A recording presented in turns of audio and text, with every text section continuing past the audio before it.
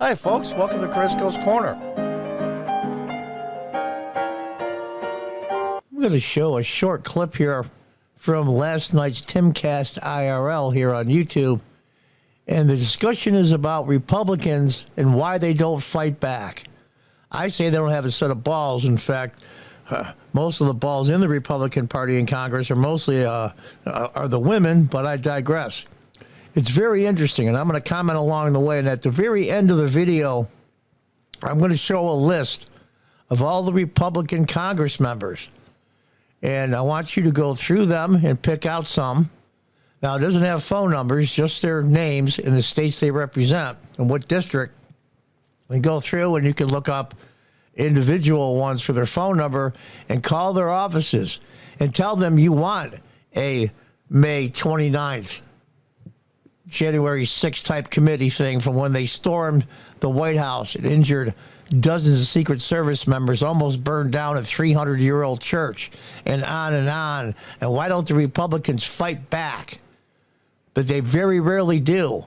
And the more you call Congress people, the more we'll get. Let's just listen a little bit here, and I'll comment along the way.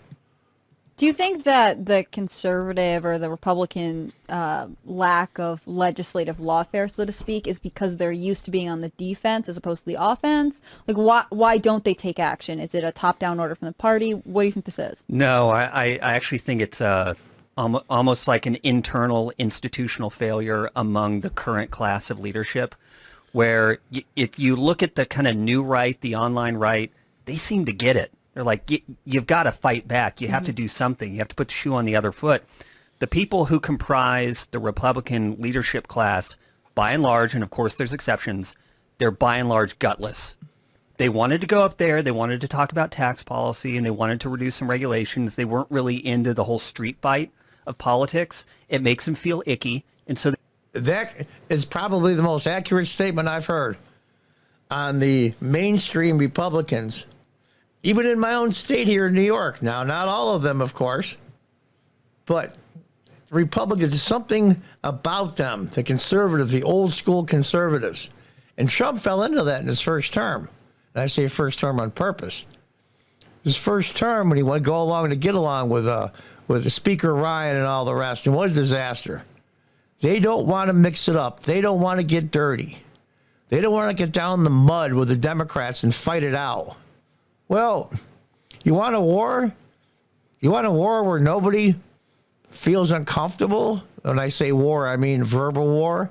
You want a verbal war where you don't use lawfare like they do?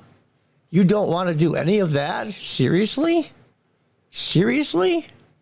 You got to change your ways. You got to get the hell out. they just don't do it. And so I think it's just a total failure of the entire Republican leadership class, and you've got to clean them all out, because all they want to do, they want to be up there and they want to mark time and they want to get the table scraps from the left, but they don't actually want power.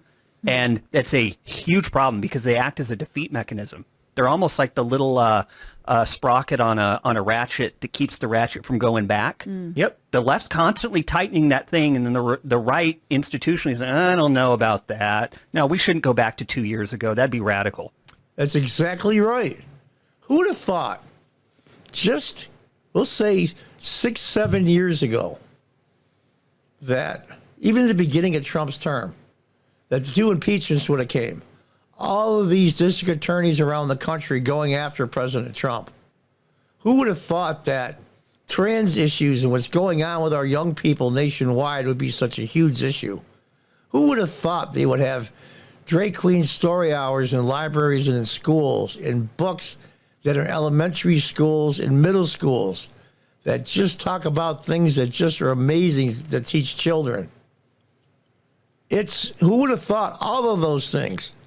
And who would have thought 10, 12 years ago that the LGBTQA plus, whatever they are now, would have so much power and authority over our institutions, whether it be Hollywood, movies, entertainment, universities, and now they're in the high school, junior high school, and elementary schools. Who would have thought that? We need to go back to that time before that. But like he said, like the ratchet, they won't go back. And inch by inch, the progressives and the leftists get what they want. And slowly over time, they get everything. They all have to go. I want to pull this story from Axios. Top Democrat working on bill responding to Trump ballot ruling. My friends, the Supreme Court said you cannot remove a president at the state level. Only Congress can do it.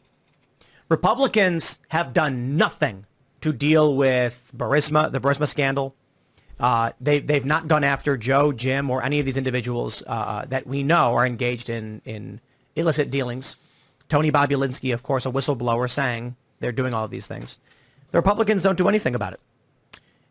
Right now, immediately following Supreme Court ruling, Raskin and other Democrats are saying, okay, then we will draft the bill declaring January 6th an insurrection. Axios reports. A leading House Democrat is preparing legislation in a response to the Supreme Court's ruling on Monday that Colorado would not disqualify Trump. The ruling determined that only Congress can enforce language in the 14th Amendment, barring anyone who engaged in insurrection from holding federal office. Congress will have to try and act, Jamie Raskin said. And it's funny, he's like 10 minutes down the road. The ranking member of the House Oversight Committee told Axios. Now, I want you to think about something. We can just drop a bill. We can write a bill, pass it in the House of Representatives that said that former President Trump committed insurrection. And he committed insurrection. It doesn't work that way. You have to have due process. But they won't go along with due process. Well, the Supreme Court said only Congress can do it, but they leave the part out about due process. It's amazing to me. And are all the Republicans fighting back? We'll have to see, but I doubt it. Raskin, a former member of the January 6th committee, said he's crafting the bill, telling Axios, I'm working on it today. We're going to revise it in light of the Supreme Court's decision. Suggested the bill would be paired with a resolution declaring January 6th an insurrection and that those involved engaged in insurrection. Why? How is it? Where are the Republicans? They do nothing. Look, with all due respect, Thomas Massey comes on and he says, I drafted a bill that will abolish the Department of Education. And I'm just like, you give me a Republican member of Congress in here, and I'll tell you, because people watch the show, I say, how come there's no 529 commission? When thousands of far leftists descended on D.C., setting fires, smashing up buildings, firebombing the White House, firebombing St. John's Church, the president is forced into an emergency bunker. I mean, it's one of the most serious threats on our democracy in generations. The response I get, what was that? When did that happen? Huh? Useless. Useless, all of them. Yeah, and I agree with Tim 100%. Useless, all of them. In fact, I was surprised at the members that voted for Santos to be expelled without due process. Why? Oh, they were getting pressure. And he's just a bad guy, and we have to get rid of him to save face. So the New York Times and the MSNBC, the Washington Post, and all the rest don't come after us. Ooh, just leave me alone. This is the backbone that they don't have. They should have kept Santos. You want to put him on trial for crimes that he committed? Go ahead. Go ahead. Let the district attorneys or whatever jurisdiction he supposedly committed these things under, charge him and put him on trial. That's the way it works. Due process. But they got rid of him without due process. Now they want to do the same and go around the Supreme Court with President Trump. And, of course, when all the Republicans, and I'm assuming all the Republicans will vote no on this bill, they'll use that in this November's election. And they'll go, oh, please leave me alone. I'm afraid. Well, you know what? If you don't have the balls or the backbone to stand up for what's right, get the hell out of Congress and let somebody in there that does. That's why I still think a lot of it has to do with the fact that, Republicans, right-wing people are constantly on the defensive, and we have to change that positioning. One of the reasons that we know more about January 6th is because the media talked about it nonstop for the last, however long, several years, whereas they did not talk about what happened on 5/29. And so therefore, there is more pressure on conservatives from all aspects, both elected officials and also conservatives who are active online or in media, to draw attention to the discrepancies between the way we talk about these two, insurrectionist movements or these two threats to, presidents or Congress or elected officials. It's weird to me that we don't have. I mean, maybe it's just because they're, like you were saying, the online right is sort of more scattered, whereas if you control the mainstream media, you're more organized. But I think Republicans in What's general going on? don't call their members of Congress. So Democrats will literally try to burn down a federal building to get what they want. They will literally firebomb the White House, and their allies in media will insult Donald Trump for having fled into his bunker because of it. The right, I assume most of these members of Congress just get their... Now, think about this for a minute. If there was a riot outside the White House when Barack Obama was president, and they had to put Barack Obama, his wife, and his family in the bunker and some key staff members because of the danger to the president, and scores of Secret Service agents were injured, some of them fairly badly, but none fatal, thank God. Burned down 2 outpost shacks for Secret Service in front of the White House, almost burned down a 300-year-old church, and all kinds of other crazy stuff, even on Inauguration Day when Trump was sworn in. They were firebombing cars, the one limousine they firebombed, and being a poor legal immigrant, and just ruined his business. He was in the limo business. In fact, most of them that were arrested in that riot, not only were they released, but the city of Washington, D.C. paid them reparations. This is the nutcases that we're dealing with. Where's the investigation? It's nowhere. Nowhere. Trump showed them how to fight back, and they don't have the guts for it. News from CNN and MSNBC. I forgot who said this, but they said Republicans care more about the opinion of the New York Times than the opinion of their constituents. Absolutely Why? right. I'm assuming most constituents don't call, don't organize, don't send postcards, don't knock on the door. Now, at the end of this video, I'm going to show a list of all the Republican Congress members. Just has their name, the state they represent, and the congressional district in that state. And you can pick out which ones you want. Look it up online, go to a search, and put that Congress member's name in there, and you'll get their office number in D.C. or their local number, which they have several offices. Most of them will have 2 or 3 throughout the district, and their main office in D.C. I suggest calling the office in D.C. So look to the end of this video for that. Could you imagine if 100 people showed up outside of a congressional office every day saying, when is the commission on 529? When are we going to get some accountability for this? Then they'd be like, okay, we'll do it. Yeah, and using internet video like these platforms to tell people tomorrow I'm not telling you right now, we could do this at 2 p.m. You pick a time, Eastern, you call your congressperson. Get so they can't do work. You have to make it so every time they're waiting for a phone call from their lobbyist, the lobbyist is calling. Is it him? Is it him? They answer it, and no, it's Jim from down the street. You could do it every day. Literally, you could put day. the pressure on every day and have the people that watch your YouTube videos call your congressman every day. Literally every day. You do it. But the thing I come to is like, why? Is it just a complaint? Do you have a bill you really want them to pass? That's a different story. Don't just call and complain. Give them a call to action. Tell them what you want to see happen. There's a reason why Matt Gaetz is one of the best members of Congress. And it's because he is an internet politician. He raises his money through small donors. He is listening to what regular people are asking for. All the other members of Congress are waiting for that phone call from their lobbyist to tell them what to do. Don't let them get the phone call. And there you have it.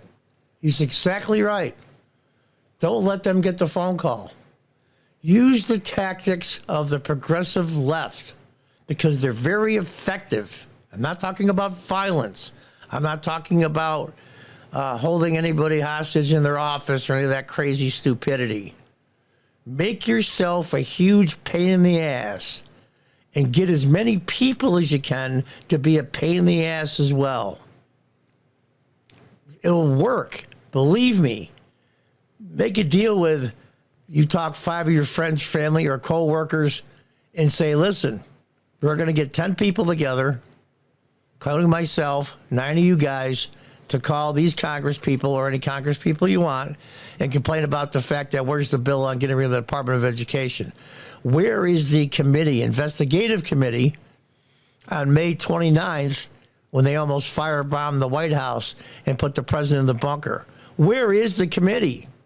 The American people gave us the majority for a reason, and we are spineless and gutless.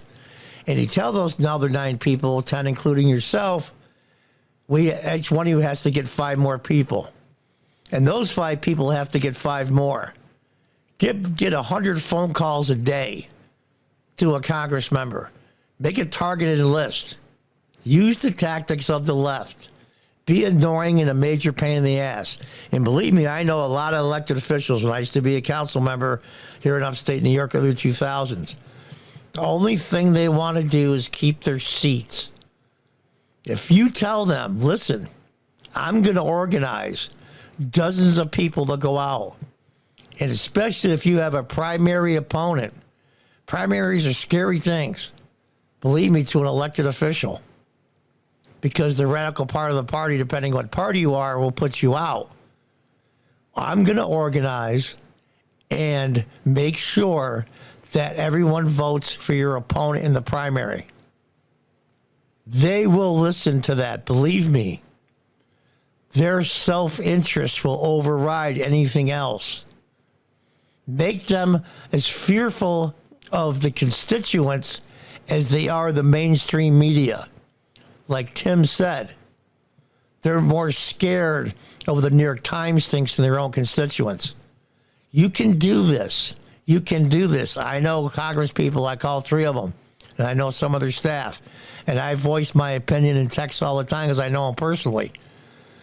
And they're starting to think a little bit, maybe we're on the wrong side of an issue. Like the Santos being thrown out of Congress. And there's many other issues. There's dozens of them, hundreds. Use your power. Use your vote. It's powerful. So I'm going to show here the list of Congress members next. And as I always say, until next time, God bless, goodbye, and good luck. And look at the list here. Pick out some names. Get some of your friends and family and co-workers. Organize and irritate the crap out of these people until they do the right thing. Here is a list of Republican Congress members. Doesn't have phone numbers, but it has their names in alphabetical order. Now, you get this from the website because they won't allow the link on this website to another site besides YouTube. This site is called gop.gov/about/members. Now let's look at the leadership here. From the Speaker of the House all the way through, Elise Stefanik, you see there on the right, House Republican Conference Chair. She's very close in district to me. Now I'm going to scroll through this slowly. This is the full list. If you want to stop it whenever you want to stop, don't necessarily call your Republican Congress member. Call the ones around you in your area, or even ones out of state. Make yourself, don't do anything, don't do any threats or act stupid, but tell them they need to grow a set of balls. Enough is enough. You're bringing a rubber knife to a gunfight. So I'm going to go through this slowly. And like I said, you can stop this whenever you want to. This is by alphabetical order. No particular order on. Let's just go through this little by little. And like I said, stop this whenever you want. You're going to recognize some of the names here. Some, of course, you won't. There's Byron Donalds. These people need to know that the average Republican, especially Trump supporters, are tired of you guys. There's Matt Gaetz, who's leading the charge, by the way. You are tired of the go along to get along. You are tired, same with Marjorie Taylor Greene. You are tired of them reacting. You take the offense. This is a political war, and there's a speaker in the middle. Jim Jordan, you recognize some of these. Like I said, if you see one you want to stop at, then what you do is just go do a search, put in the Congress member's name and their phone number, and you'll get their office. And call as many as you can and say, we've had enough. We've had enough. There's my Congress member right there, Marcus Molinaro. We've had enough. Grow a set of balls. There's so much at stake in this election. Now that the Supreme Court has ruled, there's Steve Scalise. Good thing he recovered. And whatever became of that investigation, the Democrats shooting him at the baseball game. But I digress. Like I said, I'll slowly go through this. There's Elise Stefanik, who's in the Adirondack Mountains. I'm in upstate New York myself. There's my former Congress member there, Claudia Tenney. Claudia's great. Love Claudia. Talk to her every once in a while. There's Van Drew, former Democrat. We're just going to go through these one by one, and there we have the final one. Now there it is. Like I said, stop the video whenever you want to. Pick out some Congress members that live around your district or even outside of state. Let them know. And get as many people as you can. As many people as you can to call and say, we've had enough.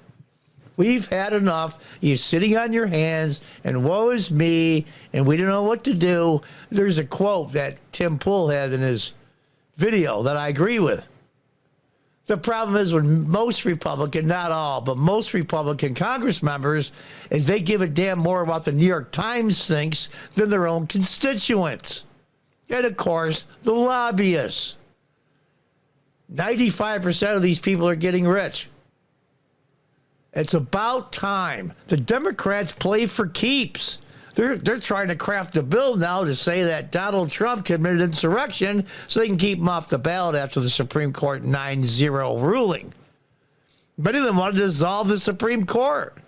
These people play for keeps. Where is the commission about May 29th when they surrounded the White House, threw firebombs at it, injured scores of Secret Service members, almost burnt down St. John's Church, who was attended by our founding fathers? Madison went to that church. Where's the commission like the January 6th? The Democrats play for keeps. They play hardball. Stop bringing a rubber knife to a gunfight. Call these people and tell them you've had enough. They need to fight back.